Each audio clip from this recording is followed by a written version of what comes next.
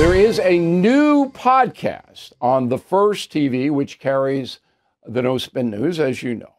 Just started Monday. It's hosted by a guy named Josh Hammer. He is a senior editor at large for Newsweek, the internet magazine. And I've been around, a journalist. He comes to us from Miami, Florida.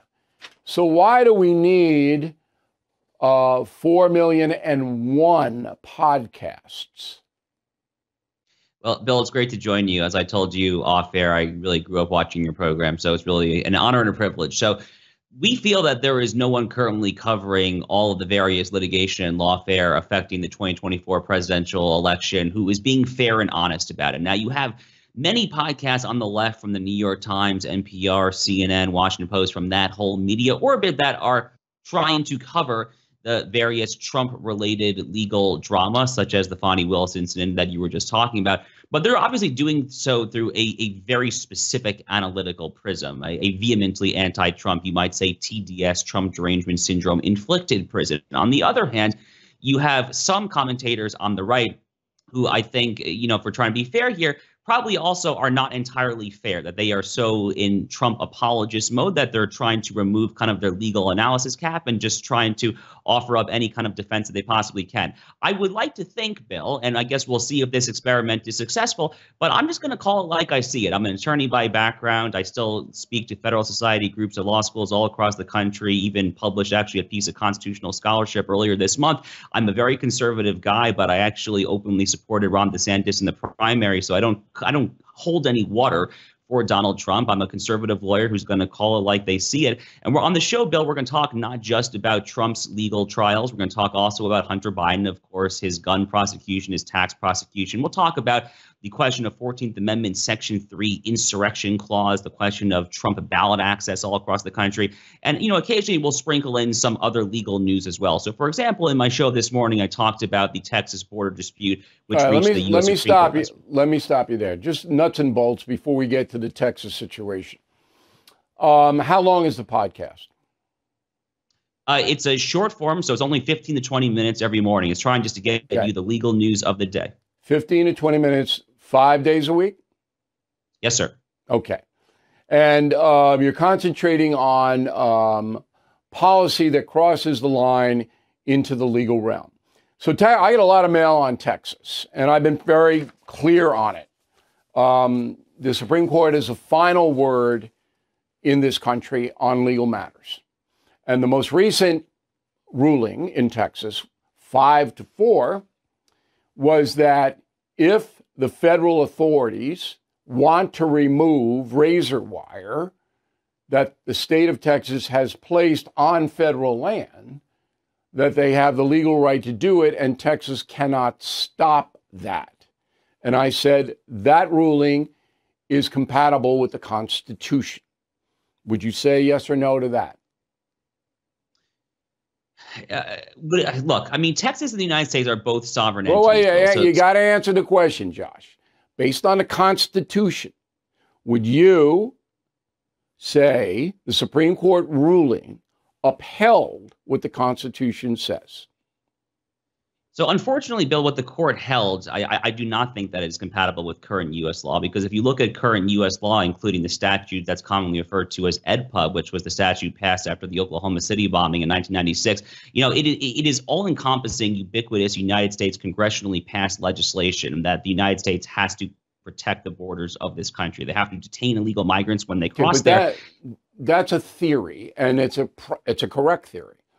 But based on the law, okay, and you can disagree with the law, and I would say probably most of our audience tonight does, that Governor Abbott's doing the right thing by protecting the citizens of Texas by putting razor wire up so migrants can't pour in. I think the sympathies of the American people are with Governor Abbott. But the wording of the law, again, you can disagree with it, but it's clear. And once the Supreme Court rules, that has got to be upheld or we have anarchy. Would you agree with that? I think it's a little more complicated than that, Bill. I have to say I do. So look, the United States, if you look at what the Supreme Court order said, They said that Border Patrol has the ability to go in and snip razor wire as they so choose. Now, it's worth parsing that out legally because the Supreme Court order, as I think you just implicitly noted, was actually silent as to what the state of Texas can do.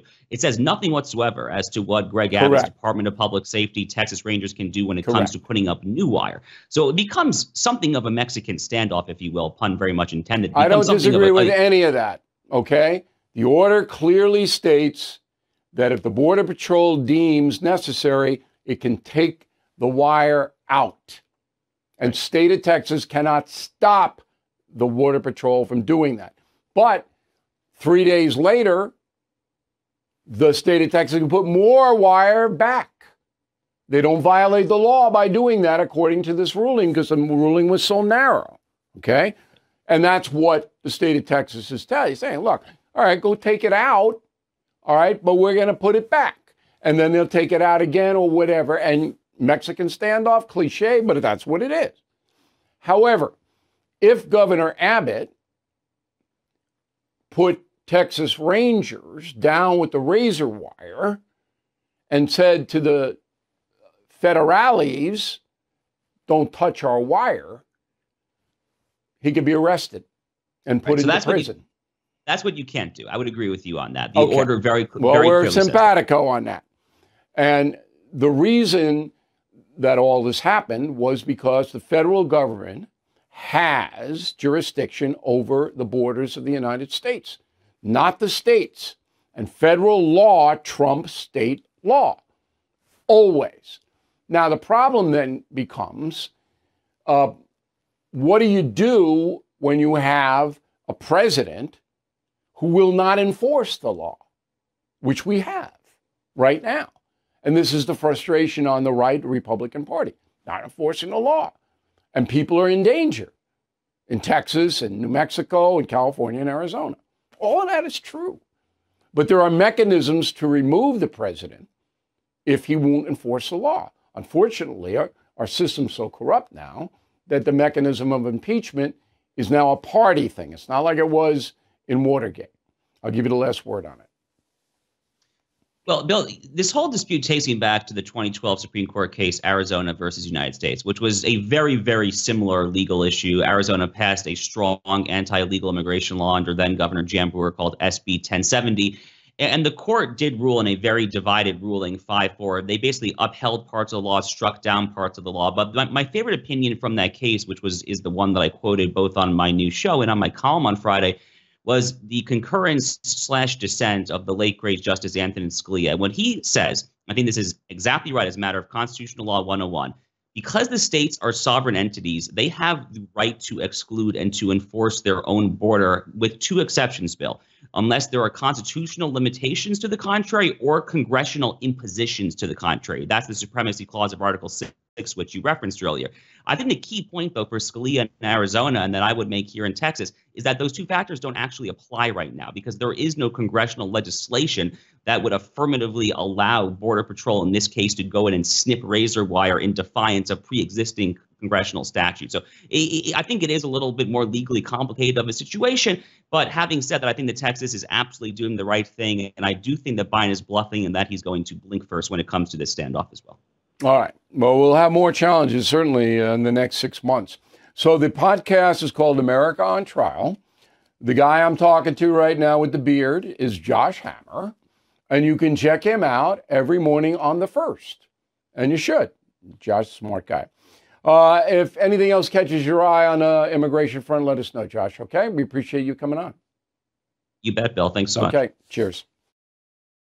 Let me tell you a story about a guy named Leo Grillo. Leo was on a road trip, came across a Doberman. His dog was severely underweight, clearly in trouble. Leo rescued that Doberman and named him Delta. And this inspired Leo to start Delta Rescue, the largest no-kill, care-for-life animal sanctuary in the world. They have rescued thousands of dogs, cats, and horses. Do you know what Leo's mission is? Dedication and everlasting love to the animals. That will be Leo's legacy. Delta Rescue relies solely on contributions from people like you and me. Speak with your estate planner because there are tax-saving estate planning benefits. You can grow your estate while letting your love for animals live well into the future, leaving a legacy for those animals who need it the most. So please visit deltarescue.org today to learn more. So over the weekend, 3 military people in a base camp on the border of Jordan and Iraq were killed, and about 35 were wounded by a drone. Drone went in, boom. What are Americans doing there? This is our headquarters against ISIS, okay, in Western Iraq, Kurdistan, Jordan, Syria, all in there. We have bases. And then when ISIS pops up, we go get them. And Al-Qaeda too, but Al-Qaeda is primarily in Afghanistan now, thanks to Joe Biden. But that's why they're there. So the Islamic resistance in Iraq, funded by Iran, says we did it. We killed the Americans. Now, the Islamic resistance in Iraq can't make drones, right? They're not like factories. They got the drones from Iran and the money and the manpower to set the drones up. Okay, so now we have dead Americans.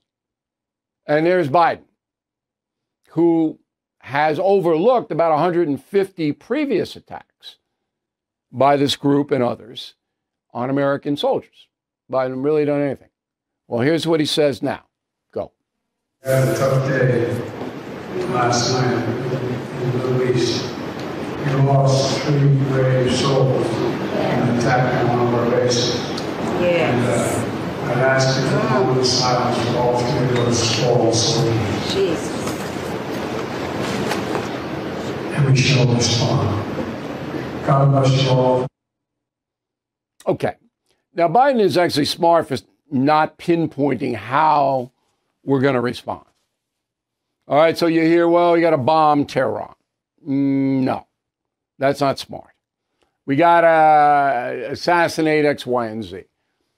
Okay, if you know where X, Y, and Z are, the head of the Revolutionary Guards, the head of the Islamic resistance, you know where they are? Go get them. That's what we wrote about in Killing the Killers. Okay, no problem. But you don't have to broadcast it. However, the world needs to see a response. Traditional media is crumbling, you know that. They are hiding something big. People are being lied to. But you've known the truth all along. The time to prepare for what is coming is now. So get started at preparelikebill.com. There you'll save $200 on essential 3-month emergency food kits from My Patriot Supply. Over the years, My Patriot Supply has helped millions of American families prepare for emergencies. Sealed inside ultra-durable packaging, their delicious meals last up to 25 years in storage and provide more than 2,000 calories daily. Eat right when things go wrong with these 3-month emergency food kits from My Patriot Supply. And with $200 in savings, you get enough for each family member. Please go to preparelikebill.com. Order by 3 p.m. for free same-day shipping. Preparelikebill.com. Debt. You go to bed and wake up thinking about it. Here is the truth. The system traps you in debt. High-interest credit cards and loans make it nearly impossible to pay it off. And insane inflation keeps you stuck paycheck to paycheck. Done with Debt is your lifeline. Done with Debt has a new strategy to help you erase debt faster and easier than you thought. It analyzes all the debt options you qualify for. They know how to reduce bills and cut interest rates. Their skilled staff of negotiators know how to get your debt out of your life without bankruptcy and without a loan. Done with Debt are the experts in brilliant strategies for eliminating debt. Here's how easy they make it. Go to donewithdebt.com. That's donewithdebt.com. Smart life. So the key to good health as you age, but even when you're in your 20s and 30s, the key to good health is what you eat. Okay?